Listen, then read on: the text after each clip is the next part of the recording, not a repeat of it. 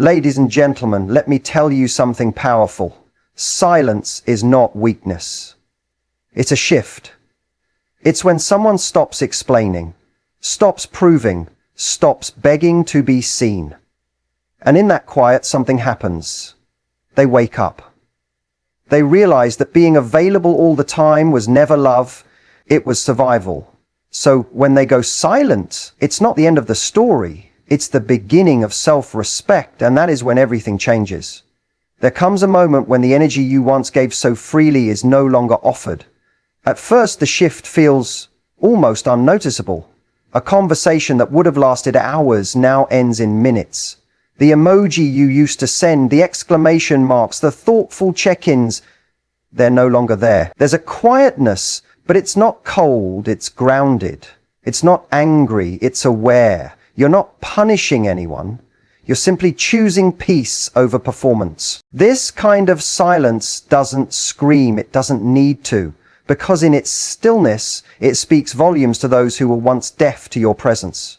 The absence of noise creates a different kind of attention. It isn't about manipulation. It's about understanding that you've been giving from a well that was rarely filled in return. When you stop explaining yourself, stop overextending, stop trying to keep the spark alive alone, that's when you start to see who leans in and who steps away. This is the kind of silence that recalibrates energy. It's not passive, it's intentional. It doesn't beg for validation, it embodies self-worth.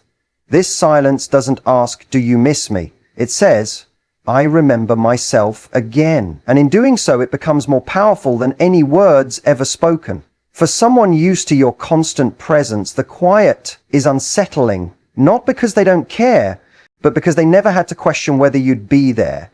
Your consistency became a comfort, your effort an expectation. But when it stops, when the messages don't come in, when your availability is no longer guaranteed, it creates a vacuum. And in that vacuum, they start to wonder, what changed? Did something happen? Is something wrong? And the truth is, something did change. You stopped overgiving. You stopped waiting for someone to meet you where you've always been waiting. This isn't about revenge. This isn't about games. It's about value. It's about what happens when a person stops trying to be understood by someone who never made the effort to understand them. When you go quiet, you start to hear your own thoughts more clearly. You start to feel your own needs again, not the watered-down version you made smaller for someone else's comfort. You remember what it feels like to have space in your life that isn't filled with anxiety or overthinking. And in that space, you reclaim your power, you reclaim your peace, you reclaim your presence. There's something magnetic about someone who no longer chases, not because they've given up, but because they've risen up, because they've realized their energy is sacred. Silence can't be faked, not this kind. It doesn't come from pretending not to care. It comes from caring so much for yourself that you can no longer tolerate breadcrumbs. When you used to reach out, you did it with hope. When you stop, you do it with clarity. And clarity is far more attractive than desperation ever was, because now you've stopped knocking on a door that never opened fully to you. You start to notice the little shifts. Your phone no longer dictates your mood. You're no longer checking, waiting, refreshing. There's freedom in that, a quiet joy in being unbothered. Because when your worth is no longer tied to someone else's attention, you become untouchable. You stop asking questions like, did I say too much, or was I too much? Instead, you start asking, why did I settle for so little? And that question alone changes everything. Not because you're bitter, but because you're better now. Better for knowing what you deserve. Better for walking away from what no longer serves. This silence builds momentum. At first it feels unfamiliar, even scary. But with each passing day, it gets lighter. You start to fill your time with things that nourish you instead of drain you. Your voice, once quieted by the fear of losing someone, becomes loud again for you. You write more, you move more, you breathe deeper, you laugh without overthinking it, you cry without apologizing for it, and most importantly, you remember how to stand without leaning on someone who couldn't hold you anyway. This silence is a return to center. It's where you find yourself again. People notice shifts, even subtle ones. Energy doesn't lie. When you pull back, it forces those around you to either confront their own lack of effort or fade out completely. Both outcomes are gifts, because clarity is a form of peace. And the people who value you will feel your absence, not just your silence. The ones who were only benefiting from your effort will feel the loss, not because they lost you, but because they lost the version of you that tolerated what wasn't enough. And that version of you, she's gone. And what replaces her is someone whole, someone grounded, someone done settling. In your silence, you teach others how to treat you. Not with loud ultimatums, but with quiet boundaries. Not with resentment, but with distance. You're not here to beg anyone to see your worth. You're here to embody it so fully that those who don't recognize it naturally fall away. And that's not rejection, that's redirection. You're not avoiding connection. You're making space for the right kind, one built on mutual effort, on real presence, on actual depth. Not surface level texts or convenient check-ins, but something honest, something real, something that doesn't require you to go silent to be seen. So this silence, it's not an ending, it's a beginning of a deeper relationship with yourself, of a stronger voice even when it's quiet, of choosing inner calm over outer chaos, because the one who chooses herself, even when it's hard, even when it's lonely, that's the one who becomes truly unstoppable. Your silence isn't a void, it's a boundary. It's not a punishment, it's a practice. And anyone who's meant for you won't need noise to notice your value. They'll recognize the strength it takes to walk away from what was never enough, and the grace it takes to do it in silence. Silence has a way of echoing louder than any confrontation, not because it's dramatic, but because it's rare, especially when someone has grown used to your presence, your check-ins, your emotional availability, your consistency. When those things suddenly stop, it triggers something deep. At first, it's puzzling, but soon it becomes personal. Questions begin forming, not out loud, but in the mind. Why is this different? Why does it feel like something's missing? The silence isn't filled with anger, it's filled with space. Space for awareness, space for discomfort. And for the first time, that discomfort doesn't belong to you. The absence of your attention begins to tug at the ego. The same ego that once took your availability for granted now starts to itch from the void. It's not necessarily about love or loss, yet it's about control. About what was once predictable, now becoming uncertain. There's a realization that the rhythm has changed and the dance is no longer choreographed by your effort. You're not texting first. You're not checking in. You're not filling the silence with reassurances. That silence becomes a mirror. And what it reflects back is a version of self that's no longer needed to chase connection, to feel worthy. This silence does not carry resentment, it carries realization. It's the subtle, confident shift from chasing to choosing, from hoping for someone to reciprocate to watching who notices your absence. The beauty of this moment is that you're not trying to provoke a response. You're not waiting for a reaction. You're just letting the imbalance correct itself naturally. Where there was once over-fattening, there is now stillness. And in that stillness, awareness begins to bloom, not just on one side, but all around. Awareness that the energy has changed, that the weight of keeping things alive is no longer yours to carry. There's something incredibly powerful about no longer feeding a dynamic that drains you. When you stop filling the gaps, those gaps start to show. What was once masked by your constant presence becomes obvious in your absence. The imbalance, the inconsistency, the entitlement, it all becomes clear when you stop smoothing it over with effort. And the absence of your energy starts to create pressure. Not the toxic kind, but the kind that reveals character. Some lean into that pressure and grow, others retreat. Either way, you're no longer managing the emotional weather for someone else. You begin to notice the strength it takes to stay still when every part of you used to respond, fix, or explain. That strength comes from knowing you're no longer willing to overextend. You're not punishing anyone, you're just protecting your peace. And that boundary becomes your new baseline, a place where your energy is not up for negotiation. Not everyone is meant to rise to the occasion when you stop carrying the weight, but the ones who do. They do so not because you push them, but because your silence invited them to step up or step out. It's tempting to fill the void with noise again, to reach out, to fix the discomfort. But every time you resist that urge, you build a deeper relationship with yourself. You start to see how often you've confused your value with your ability to make things work. But you're not here to prove your worth through exhaustion. You're here to be met with effort, not rewarded for sacrifice. And that shift in mindset is what changes everything. You're no longer afraid of being misunderstood in your silence, because you finally understand yourself loud and clear. What was once an emotional habit, chasing, fixing, maintaining, now becomes a choice. You choose peace over proving. You choose space over scrambling. And as the days go by, that choice becomes easier. You begin to see that real connection doesn't require constant maintenance from one side. That presence should feel mutual. That communication should be a shared rhythm, not a solo performance. And the more grounded you become in that truth, the less you feel the need to chase those who don't reciprocate your energy naturally. Your absence starts to ask questions your presence never could. It makes others wonder if they've misread your consistency as a given. It challenges the assumption that you'll always be there, no matter how little you're given in return. And in that challenge, there's growth.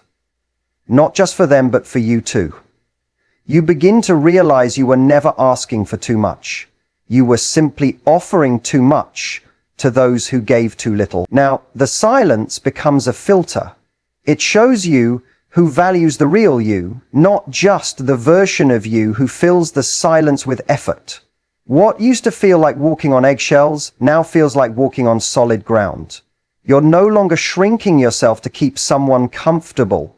You're no longer bending your boundaries to avoid being left behind. That fear is gone, replaced by a quiet confidence that says, if someone wants to be in my life, they'll show up for it. You no longer chase answers. You trust the silence to reveal them, because clarity always comes not in the noise, but in the space between it. And now you've learned to be patient with that space. In the end, it's not about being missed. It's about being understood, not for the noise you used to make, but for the calm you've chosen instead. Your silence becomes a statement. I no longer participate in dynamics that leave me empty. And that statement doesn't need to be shouted, it only needs to be lived. Because once you understand the value of your energy, you stop giving it away to those who only notice its absence, not its presence. And in that understanding, you find peace. Not from silence as an escape, but from silence as a return to yourself. There comes a point in silence where curiosity fades and something deeper begins to take its place. Reflection doesn't arrive with urgency, it arrives in waves, soft, unsettling, and persistent. When someone has grown used to being met with warmth, attention, and effort, the absence of those things leaves a void that demands internal examination. It's no longer just about wondering where the energy went. It becomes about why it was needed so much in the first place. Why did it feel normal for one person to hold so much space? Why was it so easy to lean without offering support in return? And now, in the stillness, there is space for those questions to rise. They don't accuse, but they echo. This space invites a new kind of clarity, the kind that can only exist when noise and habit are removed. Without the distractions of daily contact, routine, replies, and emotional cushioning, the truth becomes impossible to ignore. There was an imbalance all along, but it was hidden by the routine of someone always stepping up, always showing up, always smoothing things over.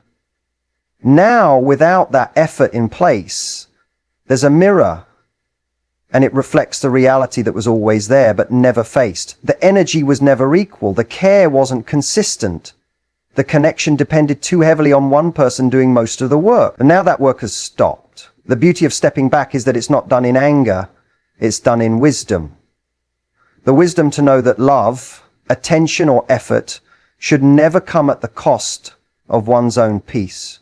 And in that decision to pause, to breathe, to stop fixing what wasn't mutually maintained, something powerful happens. Accountability is no longer deflected. The realization dawns that kindness was mistaken for obligation and loyalty was mistaken for permanence. The one who always gave is no longer on call, and that shift exposes everything that was unspoken. Not in a dramatic way, but in a way that makes someone look at themselves and ask, was I present, or was I just comfortable? This new space brings discomfort, but not for the one who chose silence. It brings discomfort for the one who never noticed the weight that someone else was carrying. When a person is no longer receiving what they once had easy access to, they begin to notice the gap. And in that gap, there is finally time to consider the unanswered texts, the overlooked efforts, the misread moments of emotional fatigue. The signs were always there, but they were buried beneath the noise of constant attention. Now, in this newfound stillness, everything once ignored feels unmistakably loud, and it demands a response, not outwardly, but internally. This reflection isn't about guilt, it's about growth. Not everyone is ready to hold a mirror up to their own contribution to a fractured dynamic. But silence invites that confrontation. It doesn't beg for apologies.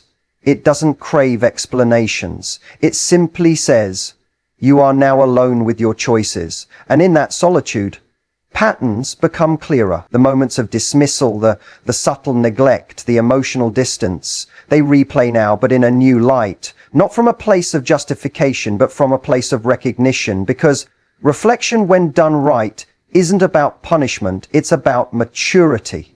And maturity begins when excuses end. As the days pass, the silence becomes more than just quiet, it becomes instructional.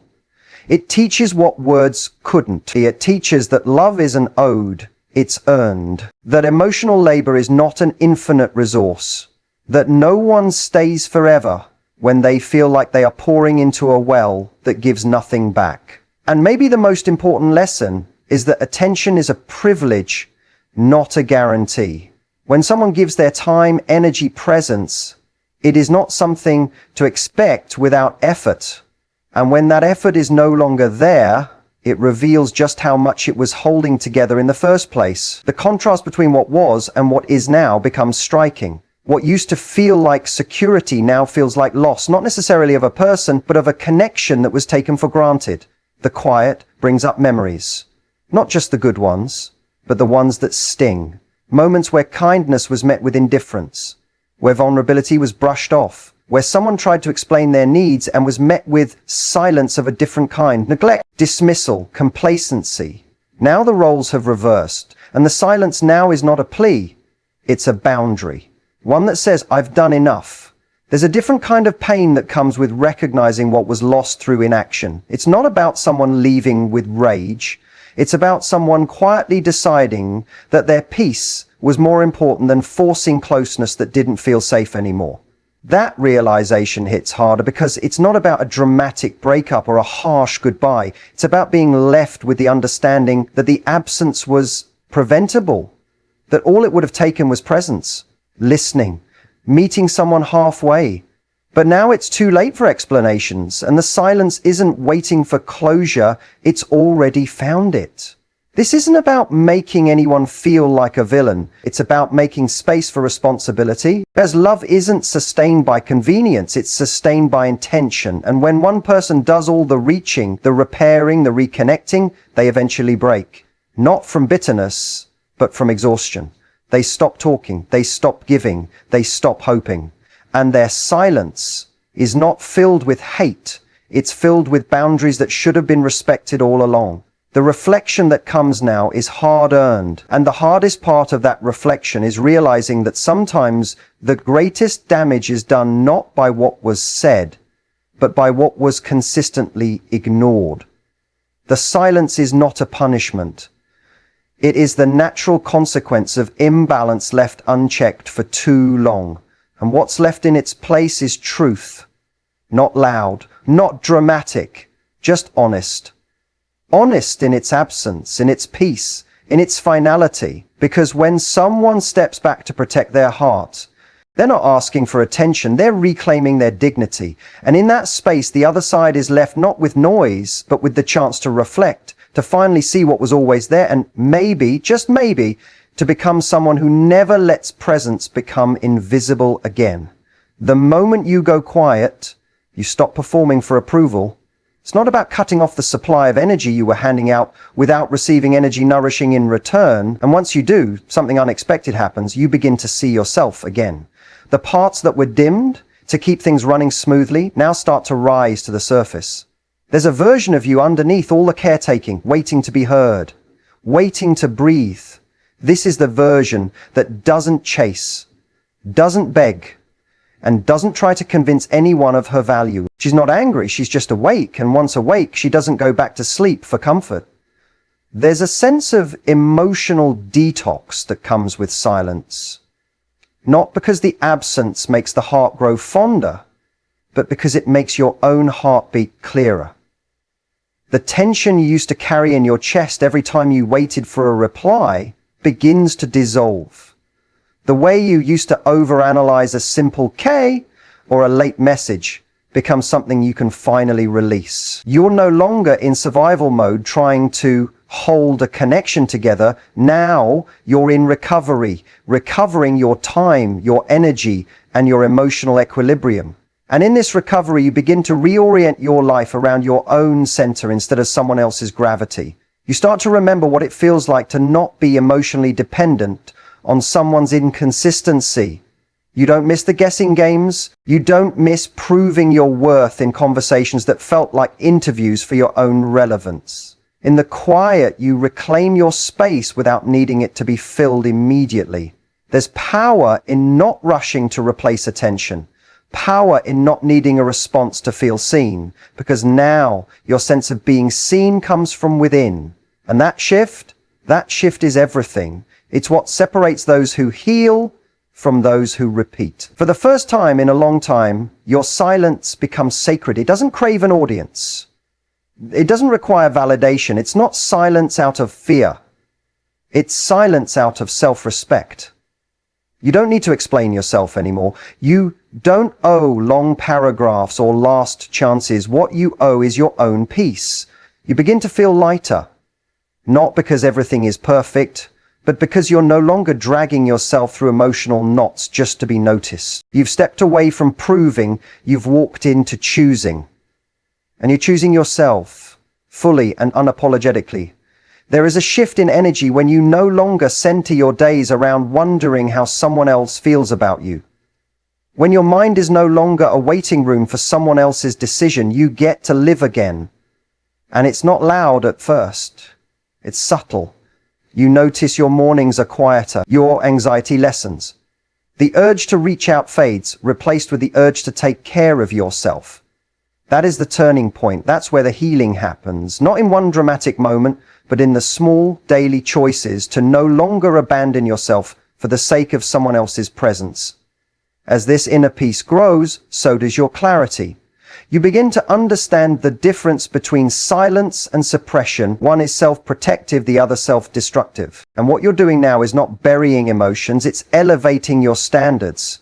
You're no longer interested in half-hearted attention or emotionally unavailable exchanges. What you want now is consistency, emotional maturity, and mutual effort. And until that shows up, your silence will stand in its place, not as punishment, but as protection.